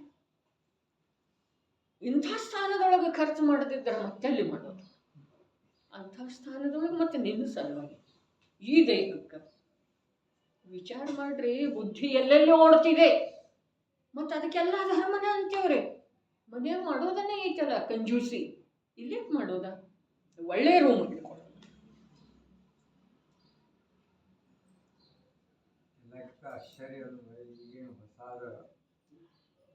ಧರ್ಮಶಾಲೆಗಳಾದ ಯಾಕಂದ್ರೆ ಸೂಪರ್ ಜನನ ಹೋಗವ್ರು ಅದಾರಲ್ಲ, ತ್ಯಾಗದ ಅಭ್ಯಾಸ ಮಾಡುವ ಜನರ, ಸಂಯಮದ ಅಭ್ಯಾಸ ಮಾಡುವ ಜನರ ಹೋಗೋದಿಲ್ರಿ. ಅದು ಯಾರಿಗೆ ಬೇಕಿಲ್ಲ. ಅರೆ ಯಾರು ಬಂದಿದ್ರಿ, ಯಾರು ಇಲ್ಲ ಕಾಣಿಸ್ತಿತ್ತು. ಸುಧಾತ ಇದ್ರೆ ಗೊಮ್ಮಟಗಿರಿ ಇಲ್ಲ, ಅಲ್ಲಿ ಅಪ್ಪಾಜಿ ಹೇಳಿದ್ರು, ಇಂಥಲ್ಲೇ ಬಂದು ಆತ್ಮ ಸಾಧನೆ ಮಾಡಬೇಕು. ಗೊಮ್ಮಟಗಿರಿ ಹೋಗಿ ನೋಡಿ ಬರೀಬೇಕಾದ್ರೆ ನೋಡಿದರೆ, ಇಂಥಲ್ಲೇ ಬಂದು ಆತ್ಮ ಸಾಧನೆ ಮಾಡಬೇಕು. ಒಂದು ಚಿಕ್ಕದಾದಂಥ ಗುಡಿಸಲ ಹಾಕೊಂಡು ಇರಬೇಕು, ಮತ್ತು ಹೋಗು ಇಳಿದೊಳಗೆ ಅದನ್ನು ನಷ್ಟ ಮಾಡಿ ಹೋಗ್ಬೇಕು. ಮತ್ತೆ ಯಾರಾದರೂ ಬಂದಲ್ಲಿ ಸುಖದಿಂದ ವಾಸ ಮಾಡೋದು. ಬೇಕಾದ್ರೆ ಒಂದು ಗುಡಿಸಲ ಹಾಕೊಳ್ಳೋದಿದೆ, ಅವಶ್ಯಕತೆ ಏನಿದೆ. ಗುಡಿಸಲಿನೊಳಗೆ ಬದುಕುವ ಕಾಲ ಎಷ್ಟು ಬ್ರಹ್ಮಾನಂದ ಭಾಯಿ, ಮತ್ತು ಈ ಜೀವ ನಿರಾವರಣ ಆಕಾಶದೊಳಗೆ ಬದುಕುವ ಕಾಲ ಎಷ್ಟು ಸ್ವತಃ. ಮನುಷ್ಯ ಭವದ ಹೇಳ್ತಿಲ್ಲ, ಜೀವದ ಹೇಳ್ತಾ ಇದೆ. ನಿರಾವರಣ ಆಕಾಶದೊಳಗೆ ಬದುಕುವ ಕಾಲ ಎಷ್ಟು? ಜೀವದ ಅನಾದಿ ಅಪೇಕ್ಷಾದಿಂದ ಮನೆಯಲ್ಲಿ ಮಹಲ್ನಲ್ಲಿ ಹೇಳ್ತಾ ಇಲ್ಲ, ಗುಡಿಸಲಿನೊಳಗೆ ವಾಸ ಮಾಡುವ ಕಾಲ ಎಷ್ಟು? ವಿಚಾರ ಮಾಡೋದು. ಏನನ್ನು ಬಯಸ್ತಾ ಇದೆ ಈ ಜೀವ? ಸಂಯಮ ತ್ಯಾಗದ ಕಡೆಗೆ ಭಾವನಾನೇ ಇಲ್ರಿ, ಉದ್ದೇಶನೇ ಇಲ್ಲ. ಅನುಕೂಲ ಬೇಕು, ಅನುಕೂಲ ಬೇಕು, ಅನುಕೂಲ ಬೇಕು, ಯಾವುದಕ್ಕೂ ಕಮ್ಮಿ ಇರಬಾರ್ದು. ಬೆಟ್ಟ ಹತ್ತು ಎಳೆದೊಳಗೆ ಸಾಕ್ಸ್ ಬೇಕು, ಏನು ಬೇಕು, ಏನು ಬೇಕು, ಏನೇನು ಅವು ಏನೇನು ಇದಾವೆ ನಿಮಗೆ ಗೊತ್ತಿರುತ್ತೆ, ನಮಗೇನು ಗೊತ್ತು ಮಾಡುವ ಅವಶ್ಯಕತೆಗೆ. ಆಯ್ತು, ಎಲ್ಲಿ ದರ್ಶನ ಆಯಿತು ಹೇಳ್ರಿ? ಯಾವುದಾದ ದರ್ಶನ ಆಯ್ತು ಗೌರಣ್ಣವರು? ವಿಹಂಗಮ ದೃಷ್ಟಿಯಿಂದ ನೋಡೋದಿದೆ ನಾವು ತಾವ್ರಿ. ಯಾವುದರದ ದರ್ಶನ ಆಯಿತು? ದೃಷ್ಟಿ ಎಲ್ಲಿದೆ ಸ್ಥಿರ? ಈ ಜೀವದ ಉಪಯೋಗದೊಳಗೆ ಯಾವುದಿದೆ? ಆತ್ಮ ಇದ್ದಾನೋ, ಸಿದ್ಧರ ಇದ್ದಾರೋ?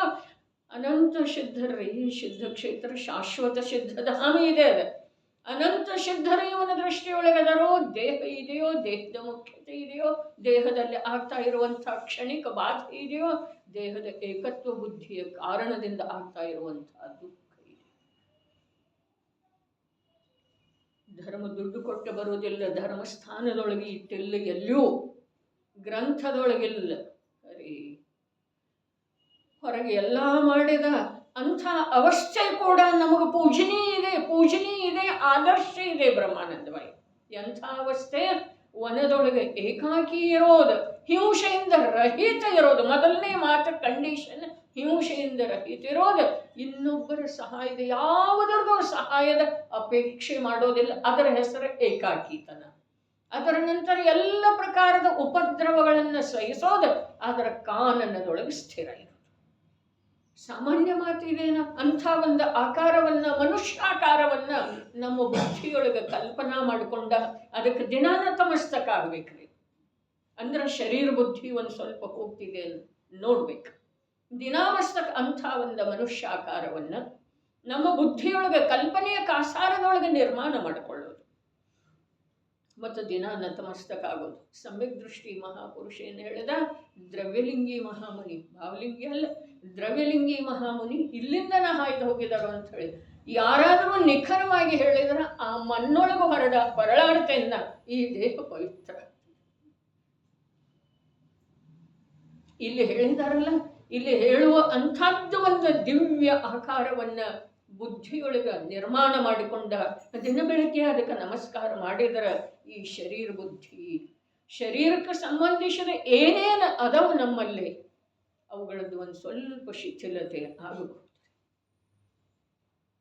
ಎಷ್ಟು ಇಂದ ಮಹತ್ವ ಇದೆ ಶರೀರಕ್ಕೆ, ಯಾವ್ಯಾವುದಕ್ಕ.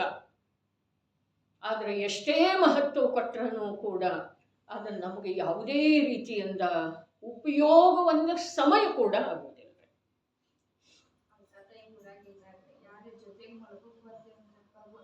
ಮಾತು ಹೇಳಿದ್ರು, ಮಂದಿರದೊಳಗೆ ಭಗವಂತ ಒಬ್ಬರೇ ಇರ್ತಾರೆ ಸ್ನೇಹ, ನೀ ಯಾಕೆ ಬರ್ತೀಯ? ಆ ಮಾತು ಕಾನನದೊಳಗೆ ಮುನಿಗಳಿದ್ದ ಹಾಗೆ ಅಂತ ಹೇಳಿ ನನಗೆ ಅನಿಸಲಿಲ್ಲ. ಇವಳು ಯಾವಾಗ ಹೋಗ್ತಿದ್ದಳು, ಒಂದೆರಡು ವರ್ಷ ಆದಮೇಲೆ ಸ್ನೇಹನೂ ಬಿಟ್ಟ ನಂತರ ಬರ್ತಿತ್ತು ಸಿದ್ಧಾಲಯದೊಳಗೆ ಸಿದ್ಧರಿದ್ದ ಹಾಗೆ ಇರೋದಿದೆ, ಸ್ವಾಧೀನ ಮನೆ ಇದೆ ನಿಂತು, ಇಲ್ಲಿಂದ ಹೊರಗೆ ಹಾಕವ್ರು ಯಾರದಾರ ನಿನ್ನ ಪುಣ್ಯ ಇರೋ ತನಕ. ಪರಾವಲಂಬನೆಯ ಬುದ್ಧಿ ದಿನದಿಂದ ದಿನಕ್ಕೆ ಕಮ್ಮಿ ಆಗ್ಬೇಕು. ಯಾಕಂದ್ರೆ ಇಲ್ಲಿಂದ ಏಕಾಕಿಯಾಗಿಯೇ ಹೋಗೋದಿದೆ ನಿಶ್ಚಿತವಾಗಿ. ಆದ್ರೆ ಆ ವೇಳೆದೊಳಗ ಒಂದು ಕಾರ್ಯ ಆಯಿತು ಅಂತಂದ್ರೆ ಒಳ್ಳೇದು. ಏನದ? ರೌದ್ರ ಧ್ಯಾನ ಆಗದೆ ಇರುತ್ತೆ. ರೌದ್ರ ಧ್ಯಾನ ಮಾತ್ರ, ಬರೇ ಒಂದು ರೌದ್ರ ಧ್ಯಾನ ಆಗದೆ ಇದ್ರೆ ನಮ್ಮ ಜೀವನ ಸಾರ್ಥಕ. ಆರ್ತ ಧ್ಯಾನ ಮೂರ್ಖಶಾಹಿ ಚೌಕಡಿ ಹೋದವರಲ್ಲೇನೂ ಇರ್ತಿದೆ, ಅಂದ್ರೆ ಅದು ಇರಲಿ ಅಂತ ಅರ್ಥ ಅಲ್ಲ. ಆದರೆ ರೌದ್ರ ಧ್ಯಾನವನ್ನು ದೂರ ಮಾಡೋದು ಇಷ್ಟು ಕಠಿಣ ಇದೆ ಈ ಜೀವ.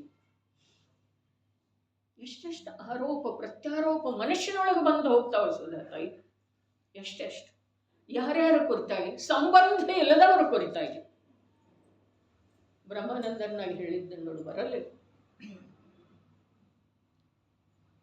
ಏನಿದೆ, ಯಾಕೆ ಬರ್ಬೇಕು? ಕೋಯಿ ಕಿಸಿ ಕಾ ಕ್ಯಾ ಕರೆ, ಕೋಯಿ ಕಿಸಿ ಕಾ ಕ್ಯೋ ಕರೆ. ಯಾರ ಕಾರ್ಯವನ್ನ ಯಾಕೆ ಮಾಡಬೇಕು? ಏನು ಮಾಡೋ ಸಾಧ್ಯ ಇದೆ? ಎಲ್ಲಿ ಯಾರ ಕಾರ್ಯ ಯಾರು ಮಾಡಬೇಕು, ಎಲ್ಲೂ ಮಾಡಬೇಕು, ಹಂಗೆ ಮಾಡಬೇಕು ಅಥವಾ ಕಾರ್ಯ ಮಾಡಬೇಕು. ಆ ಕಾರ್ಯ ಮಾಡೋ ಜಾಗಕ್ಕೆ ಹಿಂಗೆ ಅನ್ಕೋತ ಕುಂತ್ರೆ ಸಾಧ್ಯನೇ ಇಲ್ರಿ. ಅನ್ಕೋತ್ಕೊಂಡಿರ್ಲಿಕ್ಕೆ ಏನಿದ್ರೆ ಸ್ವೀಕಾರ ಆಗ್ಲಿಕ್ಕೆ ಬೇಕು. ಅನ್ಕೋತ್ ಕೂತ್ರೆ ಅಂತೂ ಏನೂ ಆಗೋದಿಲ್ರಿ, ಸ್ವೀಕಾರ ಆಗ್ಲಿಕ್ಕೆ ಬೇಕು. ಯಾವ ಡಾಕ್ಟರ್ ತಕ್ಷಣ ನಿಮಗೆ ಆಗಿದೆ, ಎದೆ ನೋವು ಬಂದುಬಿಟ್ಟಿದೆ, ನಿಮಗಲ್ಲ ನನಗೆ ಎದೆ ನೋವು ಬಂದುಬಿಟ್ಟಿದೆ ಅಂತ ಹೇಳಿ ಇಟ್ಕೊಳ್ಳೋಣ, ಹೇಳಿ ಬ್ರಹ್ಮಾನಂದನ ಫೋನ್ ಮಾಡು, ಬಾಲಚಂದ್ರ ಅವ್ರಿಗೆ ಫೋನ್, ಭರತೇಶಿಗೆ ಫೋನ್ ಮಾಡು, ಅವರೆಲ್ಲ ಓಡಿ ಬಂದರೆ ಆ ಡಾಕ್ಟರ್ ಕಡೆ ಒಯ್ಯನು, ಈ ಡಾಕ್ಟರ್ ಕಡೆ ಒಯ್ದ ನಂತರ ಕೂಡ ಡಾಕ್ಟರ್ ಉಪಚಾರ ಮಾಡುವ ವೇಳೆದೊಳಗೂ ಕೂಡ ವೇದನೆಯ ಸಂಪೂರ್ಣ ಅಂಶ, ಸಂಪೂರ್ಣ ವೇದನೆಯನ್ನು ನಾನೇ ಅನುಭವಿಸ್ತಾ ಇದ್ದೇನೋ, ಅಥವಾ ಆ ಯಾರ್ಯಾರು ಓಡಾಡ್ತಾ ಇದ್ದಾರೆ, ಏನೇನು ಮಾಡ್ತಾ ಇದ್ದಾರೆ ಅವರು ಒಂದು ಸ್ವಲ್ಪ ತಗೊಂಡಿದ್ದಾರೆ. ಯಾರಿಗೆ ಏನು ಮಾಡೋ ಸಾಧ್ಯ ಇದೆ? ಕೊನೆಗೆ ಮಾಡಿದಲ್ಲ ಡಾಕ್ಟರ್ ಉಪಚಾರ, ಯಾವಾಗ ಮಾಡಿದ? ಇದು ಯಾವಾಗ ಸ್ವಯಂ ಉಪಶಮ ಆಯಿತು ಆವಾಗ ನಿಮಿತ್ತ. ಆಮೇಲೆ ನೀವೆಲ್ಲ ಹೇಳ್ತಾರೆ ಸಮಯಕ್ಕೆ ಸರಿಯಾಗಿ ಫೋನ್ ಮಾಡಿದ್ರು, ಅದು ಎಲ್ಲ ಬರಬ್ಬರಿ ಆಯಿತು. ವ್ಯರ್ಥ ಮಿಥ್ಯಾತ್ವದ ಭಾರ ಹೊತ್ಕೊಳ್ಳೋದ್ರೆ ಇದೇ ಸಂಸಾರ ಇದೆ.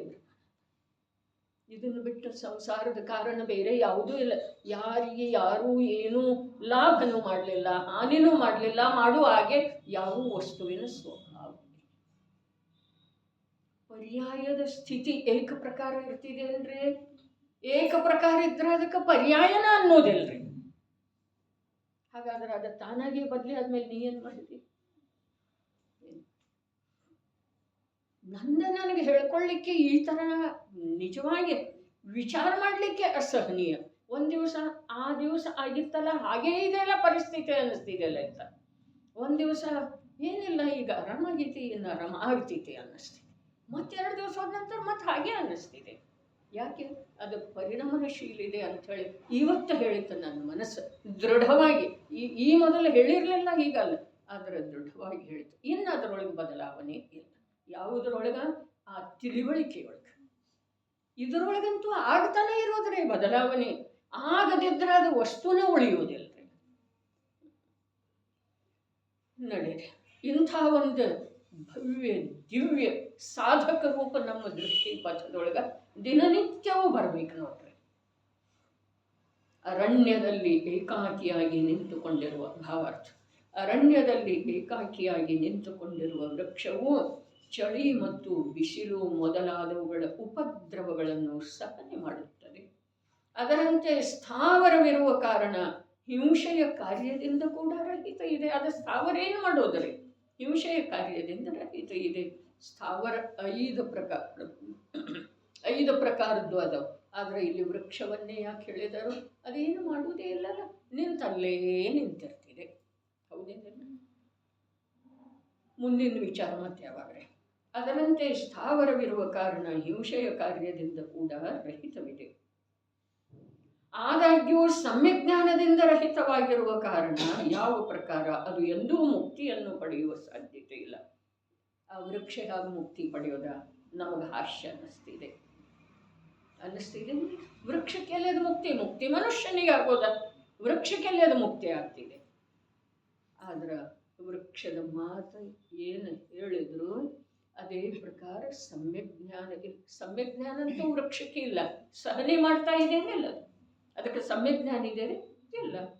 ನಿಂತುಕೊಂಡಿದೆಯಲ್ಲ, ಉಪದ್ರವಗಳನ್ನೆಲ್ಲ ಸಹನೆ ಮಾಡ್ತಾ ಇದೆ, ಹಿಂಸೆ ಮಾಡುವುದಿಲ್ಲ. ಅದಕ್ಕೆ ಸಮ್ಯಜ್ಞಾನ ಇದೆಯಲ್ಲ ಇಲ್ಲ ಅಂಥೇಳಿ ಅದಕ್ಕೆ ಮೋಕ್ಷ ಆಗುವುದಿಲ್ಲ. ಅದೇ ಪ್ರಕಾರ ಇವನಿಗೆ ಕೂಡ ಸಮ್ಯಜ್ಞಾನ ಇಲ್ಲದಿದ್ರ ಮನುಷ್ಯದ್ರೂ ಕೂಡ ಸಮ್ಯಜ್ಞಾನ ಇಲ್ಲದೆ ಇರುವೆಳೆದೊಳಗ ಹಿಂಸೆಯಿಂದ ರಹಿತ ಇದ್ರೂ ಕೂಡ ಅವನಿಗೆ ಮೋಕ್ಷ ಆಗುವುದಿಲ್ಲ, ಅವನು ಸಿದ್ಧ ಆಗುವುದಿಲ್ಲ. ಬಹಳ ಅದ್ಭುತ ಮಾತಿದೆ. ಅದು ಎಂದೂ ಮುಕ್ತಿಯನ್ನು ಪಡೆಯುವ ಸಾಧ್ಯತೆ ಇಲ್ಲ. ಅದೇ ಪ್ರಕಾರ ಯಾವ ಮನುಷ್ಯನು ಸಾಧುವಾಗಿದ್ದಾನೆ ಮತ್ತು ಎಲ್ಲ ಪ್ರಕಾರದ ಉಪದ್ರವಗಳನ್ನು ಹಾಗೂ ಪರೀಕ್ಷೆಗಳನ್ನು ಸಹನೆ ಮಾಡುತ್ತಾನೆ, ಮನೆಯನ್ನು ಬಿಟ್ಟುಕೊಟ್ಟು ವನದಲ್ಲಿ ಏಕಾಕಿಯಾಗಿ ವಾಸ ಮಾಡುತ್ತಿದ್ದಾನೆ, ಅದರಂತೆ ಪ್ರಾಣಿಗಳ ಘಾತದಿಂದ ವಿರಕ್ತನಿದ್ದಾನೆ. ಆದರೂ ಕೂಡ ಒಂದು ವೇಳೆ ಅಂಥ ಸಮ್ಯಜ್ಞಾನ ಇಲ್ಲದ ಇರೋದನ್ನು ಸಾಧ್ಯ. ಒಂದು ವೇಳೆ ಇದ್ದ ಅಂತಂದ್ರೆ ಸಮ್ಯಜ್ಞಾನವನ್ನು ಪ್ರಾಪ್ತ ಮಾಡಿಕೊಂಡಿರದಿದ್ದರೆ ಅವನು ಕೂಡ ಎಂದೂ ಮುಕ್ತಿಯನ್ನು ಪಡೆಯುವ ಸಾಧ್ಯತೆ ಇಲ್ಲ. ಕಡಿಮೆ ಫಾಲ್ಗುಣ ಅಷ್ಟಾನಿಕದವರೆಗೆ ಇಂಥ ಒಂದು ದಿವ್ಯ ಸಾಧುವಿನ ರೂಪ. ಹಿಂಸೆಯಿಂದ ರಹಿತ ಪರದ ಸಹಾಯವನ್ನು ಬಯಸದೇ ಇರುವಂಥ, ಕಾನನದೊಳಗೆ ಇರುವಂಥ ಮತ್ತು ಎಲ್ಲ ಪ್ರಕಾರದ ಉಪದ್ರವವನ್ನು ಸಹಿಸುವಂಥ ಒಂದು ದಿವ್ಯ ವ್ಯಕ್ತಿಯನ್ನು ನಮ್ಮ ಕಲ್ಪನೆಯೊಳಗೆ ಪರಿಸ್ಥಾಪನೆ ಮಾಡಿಕೊಂಡ ಅದರ ಭಾವನೆಯನ್ನು 4 ತಿಂಗಳವರೆಗೆ ಮಾಡೋನು. ನಮ್ಮದೇನಾದರೂ ದೇಹದ ಮಮತೆ ಸ್ವಲ್ಪ ಕಮ್ಮಿ ಆಗ್ತಿದೆ ಅಂತ ನೋಡೋನು ಮುಂದೆ. ಮತ್ತು ಇದು ಇತ್ತು, ಜೀವನ ಇತ್ತು ಅಂತಂದ್ರೆ ಮುಂದೆ